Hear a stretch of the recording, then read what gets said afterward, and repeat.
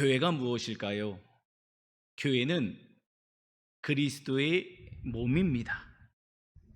교회가 교회다워지려면 교회를 이루는 우리 그리스도인들이 영적으로 건강해져야 합니다.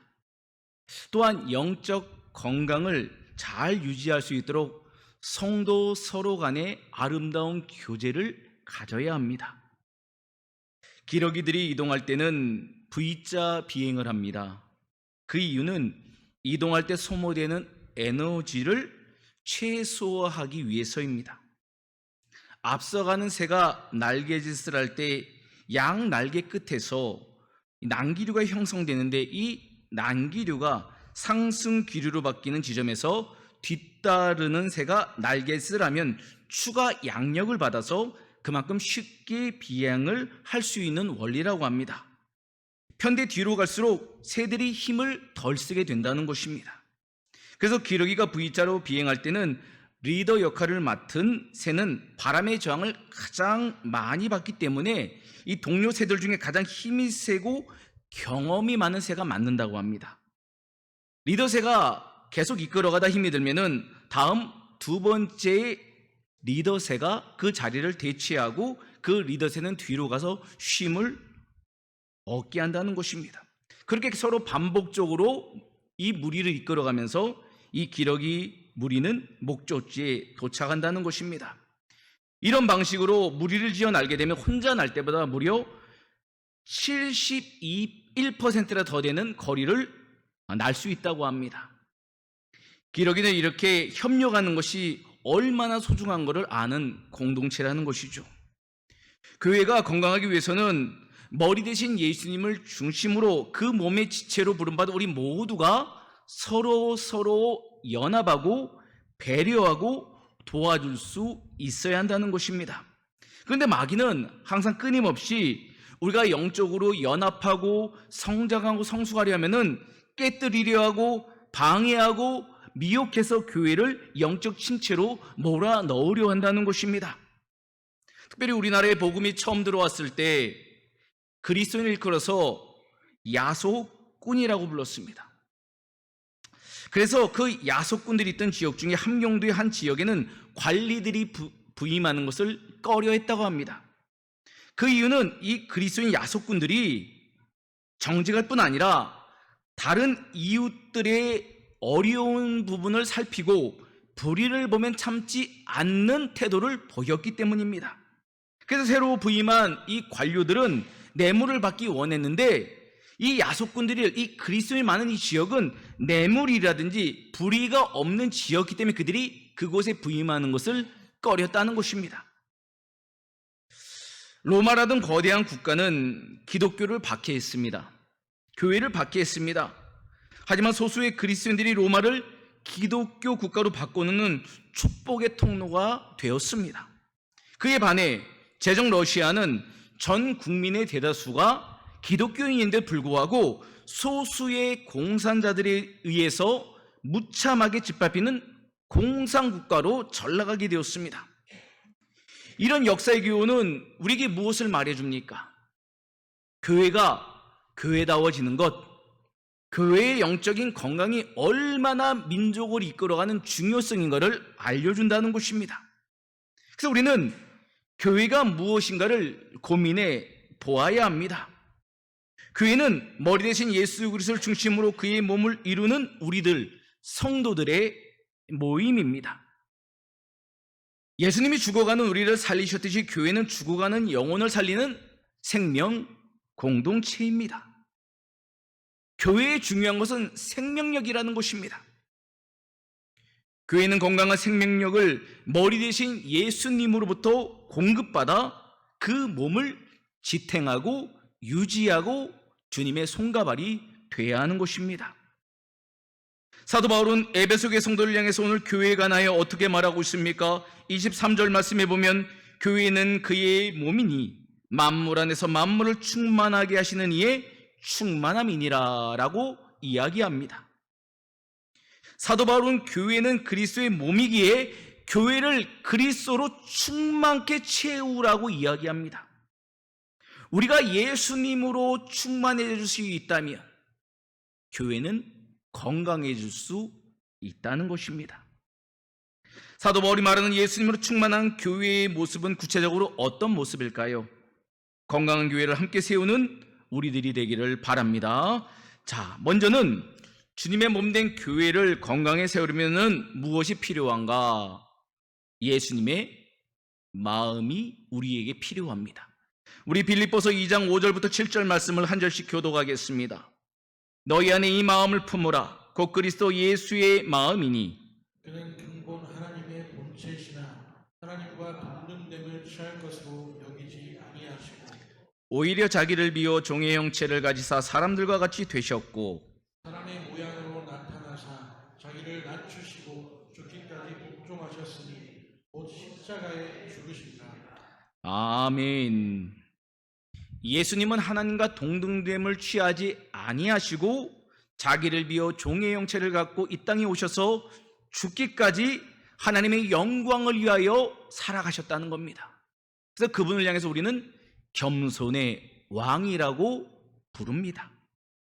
겸손의 왕이신 예수님은 이제 교회를 사용하셔서 하나님의 뜻을 이루기를 원하십니다. 그러면 주님의 몸된 우리들이 우리 머리 대신 예수님의 뜻을 받들어 하나님께 영광 돌리려면 어떻게 해야 될까요? 당연히 주님의 겸손의 마음이 있어야 한다는 것입니다. 겸손의 마음이 무엇입니까? 겸손의 마음은 나보다 남을 낮게 여기는 존중입니다. 겸손한 마음은 자기를 낮추어 하나님의 뜻을 따르는 순종입니다. 우리는 겸손한 마음으로 주님의 손과 발이 되어 나 자신뿐 아니라 교회의 지체들을 도울 수 있는 주님의 종이 되어야 합니다. 세상은 우리를 겸손하지 못하게 부추깁니다. 경쟁 속으로 우리를 몰아넣습니다. 승리가 영광이라고 착각하게 만듭니다. 그러나 교회는 그런 곳이 아닙니다. 교회는 경쟁하는 곳이 아닙니다. 교회는 높아지는 곳이 아닙니다. 교회는 칭찬받는 곳이 아닙니다. 교회는 자신을 낮추고 주님을 높이는 곳입니다. 교회는 나를 낮추고 지체를 세우는 곳입니다. 우리가 한 곳에 모여 주님을 예배할 수 있겠지만 각기 마음이 나누어져 있다면, 다른 생각을 한다면 그것은 온전한 주의 교회를 이룰 수 없다는 것입니다. 자기보다 남을 낮게 여기는 주님의 마음이 있을 때 한 곳에 모인 우리들의 마음이 하나로 연합되는 줄 믿으시길 바랍니다. 그래서 우리는 주님의 겸손의 마음이 필요합니다. 스티븐 코비 박사가 지은 성공하는 사람들의 7가지 습관이라는 책에 보면은 여기 머릿말에 이 책이 왜 나오게 되었는지에 대해서 설명을 합니다. 미국 독립 200주년을 앞두고 이 스티븐 코비 박사를 비롯한 이 컨설턴트 그룹은 미국의 장래를 위해 이색적인 연구를 시작했습니다. 그들은 지난 200년 동안 성공을 다룬 연설, 논문, 책자, 신문 보도 등을 광범위하게 수집해서 미국인들이 생각하는 성공은 무엇인가를 연구했습니다. 그리고 수년에 걸친 조사와 연구 끝에 그들은 주목할 만한 결과를 발표합니다. 그것은 미국의 건국 초기부터 150년이 흐르는 시간 동안에 성공과 관련돼서 성품 윤리가 강조된 반면에 이후 50년 동안에는 성격 윤리가 강조되었다는 것입니다. 그럼 성품 윤리가 무엇일까요? 성공을 위해서는 기본적인 원칙이 있어야 하는데 그 원칙은 언행일치, 겸손, 충성, 절제, 용기, 정의, 인내, 근면, 소박, 수수함, 황금률 등 이런 덕목들이 성품 윤리를 이루어야 됐다는 것입니다. 근데 이와 대조적으로 이제 1차 세계전이 지나고 나서부터 미국의 성공의 기류가 바뀌기 시작했다는 것입니다. 점점 성격 중심의 사고를 사람들이 추앙했다는 것입니다. 성격 윤리는 무엇인가? 내적인 성품보다는 예를 들면 대인관계, 대중적인 이미지, 태도와 행동, 기법과 기술, 연설법, 차림새 이런 것을 통해서 사람들에게 인기를 얻게 되고 성공의 그런 모델이 되는 것을 지향한 것이 바로 성격 윤리라는 것입니다. 이 연구를 통해서 이 코비 박사들은 성공한 사람들 7가지 법칙이라는 책을 이제 출판하게 됩니다. 그가 이 책을 출판하게 된 이유를 어떻게 이야기했냐면은 건강한 미국으로 다시 돌아가야 한다는 것입니다. 건강한 미국이 되려면 어떻게 되는가? 성격 윤리에서 벗어나 성품 윤리로 회귀해야 된다고 그는 이야기합니다. 최근 한국 사회가 바라보는 교회에 관하여서 어떻게 생각할까요? 제가 자료를 조사해 봤더니 한국 사회는 교회를 향해서 언행 불일치의 공동체라고 이야기하고 있습니다. 특별히 한국 교회가 필요한 게 무엇인가 봤더니 도덕성 회복이라고 응답했다는 겁니다. 왜 한국 교회는 세상 사람들이 이런 평가를 받게 되었을까요? 주님의 몸된 교회를 이루는 우리들이 주님이 주신 첫사랑의 마음을 버리고 혹시 성품 윤리에서 떠나 성격 윤리로 혹시 신앙생활을 하고 있는 거 아닌가 생각해 보게 됩니다. 다른 사람들의 인기와 인정을 갈망하고 주님이 주시는 거룩한 사명을 등한시 않나 생각해 보게 됩니다. 사랑하는 성도 여러분, 교회는 예수님의 마음을 본받는 공동체입니다. 그분의 성품을 담는 공동체입니다. 겸손의 왕이신 예수님은 하나님과 동등됨을 취하지 아니하시고 이 땅에 내려오셨습니다. 겸손의 주님을 닮기를 원한다면 우리들도 내려가지 못할 곳이 없다는 겁니다. 내려감이 곧 예수님을 닮아가는 겸손인 것입니다. 주님의 겸손에는 하나님을 향한 순종이 따라왔습니다. 순종은 자아를 깨뜨려 겸손하게 하는 힘이 있습니다. 작은 것부터 순종하는 것이 중요합니다. 작은 일에 충성해야지 하나님 큰 일을 맡기시는 것입니다. 주님 닮은 겸손한 사람이 되어가는 시작은 순종에서 일어나는 열매이기 때문입니다. 예수님은 죽기까지 복종하심으로 하나님이 그분을 높여 영광을 얻게 하셨습니다. 우리가 겸손하게 그리스도의 몸된 교회를 섬길 때 하나님은 우리 교회를 세상 가운데 높여 주실 것입니다. 동요 중에 닮은 곳이 있대요라는 동요가 있습니다. 엄마하고 나하고 닮은 곳이 있대요. 엄마하고 나하고 닮은 곳이 있대요. 눈땡, 코땡, 입 딩동댕. 아빠하고 나하고 닮은 곳이 있대요. 아빠하고 나하고 닮은 곳이 있대요. 눈땡, 코땡, 볼, 딩동댕. 참 단순한 동요지만 우리가 서로를 바라보면 닮은 곳이 있는가를 금방 안다는 겁니다. 교회가 예수님을 닮은 것을 세상 사람들이 모르겠습니까? 안다는 겁니다. 중요한 것은 우리가 주님을 닮기 위하여 성품 윤리인 겸손의 마음을 얻기 위하여 힘을 쓰는가? 이것이 중요한 것입니다. 교회가 우리들이 예수님의 겸손의 마음으로 무장될 수 있다면 교회는 예수님으로 충만함을 얻게 될 것입니다. 우리 교회가 겸손히 왕 대신 예수님의 마음을 본받아 순종의 열매를 맺는 건강한 교회가 되기를 주님의 이름으로 축복합니다. 두 번째, 주님의 몸된 교회를 건강하게 세우려면은 우리 모두 함께 성장하고 성숙되어져 가야 합니다. 장년 세대, 젊은 세대, 다음 세대가 함께 신앙의 계승을 이루는 주님 안에서 성장과 성숙을 함께 누려야 한다는 것입니다. 에베소서 4장 13절부터 16절 말씀을 우리 한 절씩 교독합니다. 우리가 다 하나님의 아들을 믿는 것과 아는 일에 하나가 되어 온전한 사람을 이루어 그리스도의 장성한 분량이 충만한 데까지 이르리니, 이는 우리가 이제부터 어린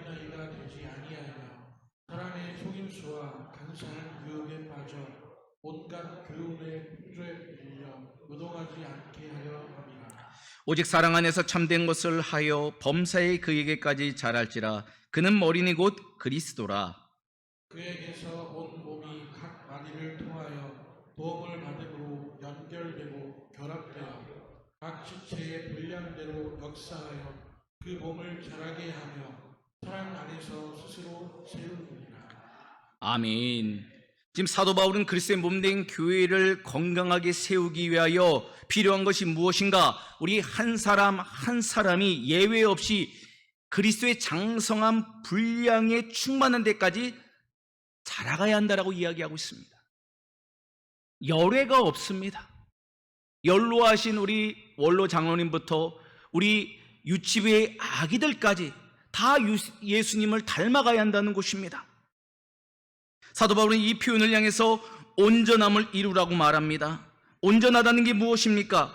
더 이상 성장이 필요 없는 목표에 도달한 성숙한 사람을 의미합니다. 근데 이 온전한 사람이 복수형이 아니라 단수형으로 쓰여지고 있습니다. 이 말은 교회 전체가 그리스도 안에서 한 사람이라는 것입니다.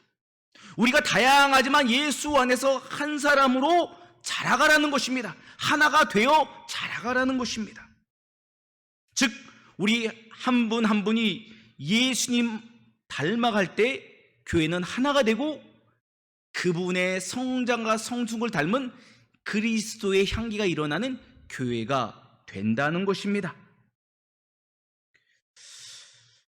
그래서 사도 바울은 우리 모두가 그리스도의 장성한 분량에 이르도록 그리스도를 믿는 것과 아는 것에 하나가 되어야 한다라고 이야기합니다.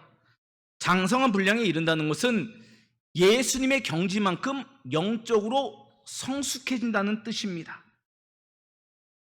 그리스도를 믿는다는 것은 하나님의 아들이신 그리스도를 더욱 신뢰하는 것입니다.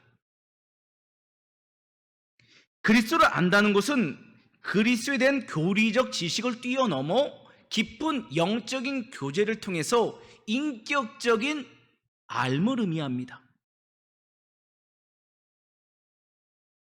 하나님의 아들이신 예수 그리스도를 구주로 믿고 고백할 뿐만 아니라 살아계신 그리스도를 인격적으로 알아갈 때 영적인 성장과 성숙을 우리 각 개인이 감당하게 되고 각 개인이 그 은혜를 누리게 되면 교회는 함께 성장하게 된다는 것입니다.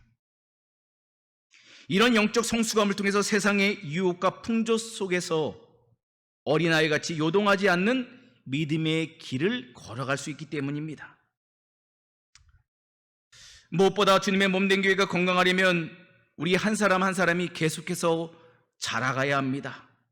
함께 자라가야 합니다.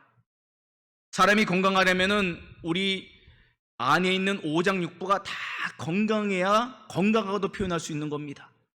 우리 손이 아프거나 우리 발이 아프거나 한 부위라도 아프면은 우리 몸 전체가 괴롭습니다. 그것처럼 교회도 건강하려면은 한 사람 한 사람 모든 성도님들이 다 예수님 닮는 건강을 유지해야 하는 것입니다. 나에게 맡겨진 사명과 직분을 감당해야 되는 것입니다. 날마다 주님께 주시는 말씀과 기도로 깨어나야 하는 것입니다. 그렇게 주님 안에서 함께 성장과 성숙을 도모할 때 교회는 때가 되면 부흥이라는 은혜를 얻게 되고 건강함으로 하나님께 영광 돌리게 되는 것입니다. 폭발적인 폭풍 성장을 뜻하는 용어가 있습니다. 바로 퀀텀 리프입니다. 이 용어는 대나무의 특별히 성장 과정에 잘 사용됩니다. 대나무는 처음 씨를 뿌리고는 1, 2년 동안은 거의 아무런 변화가 없다고 합니다. 그러다가 3년째가 되었을 때는 겨우 땅을 뚫고 나오는 한 30cm 정도의 죽순만 보인다고 합니다. 4년째가 되어서도 죽순의 크기는 별 변화가 없다고 합니다. 그런데 5년째가 되면은 이 대나무가 성장하기 시작하는데 눈에 띄는 정도가 아니라 눈을 의심할 만큼 폭발적인 성장을 보여준다고 합니다. 심지어 하루에 1m씩 자란다는 것입니다. 이런 폭발적인 폭풍 성장을 일컬어 그래서 퀀텀 리프라고 지칭합니다. 과학자들은 연구해 봤습니다. 어떻게 이렇게 긴 시간 끝에 폭발적인 성장을 할 수 있었을까? 그 비밀은 바로 뿌리에 있었습니다. 뿌리. 4년 동안 대나무 뿌리는 집안을 움켜쥐듯 서로 얽히고 설키며 연대하며 보이지 않는 흙 속에서 깊은 곳으로 뻗어내려갔다는 것입니다. 이 뿌리가 든든하게 4년의 기초를 닦았기에 하루 1m라는 폭풍 성장, 이 퀀텀 리프를 이제 5년째에 감당할 수 있는 힘을 얻게 됐다는 것입니다. 우리가 예수님을 믿는 것과 아는 것에 힘쓰는 것은 별거 아닌 것이 아니라는 것입니다. 처음에는 힘들고 어렵고 보잘것 없어 보이는 주님을 닮아가게 힘쓰는 이 알미, 궁극적으로 우리 자신을 세우고 교회를 세우는 영적인 에너지가 된다는 것입니다.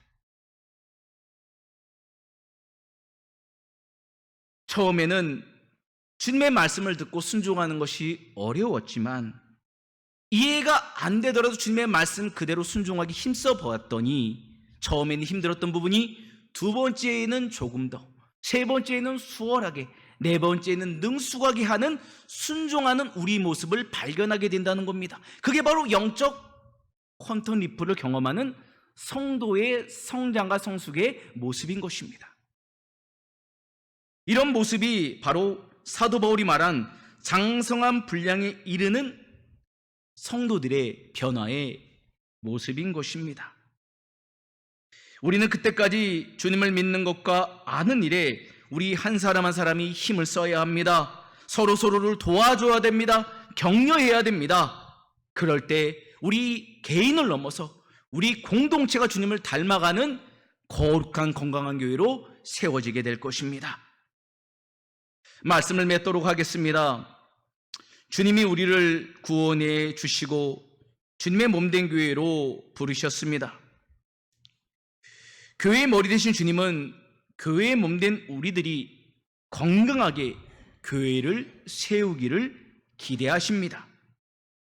그래서 우리들은 주님의 겸손의 마음을 본받아야 합니다. 무엇보다 하나님의 아들을 믿는 것과 아는 일에 하나가 되어 장성한 분량이 이르도록 힘써야 합니다. 우리 모두 주님의 몸된 교회를 건강하게 세우는 거룩한 죄종들 다 되기를 주님의 이름으로 축원합니다.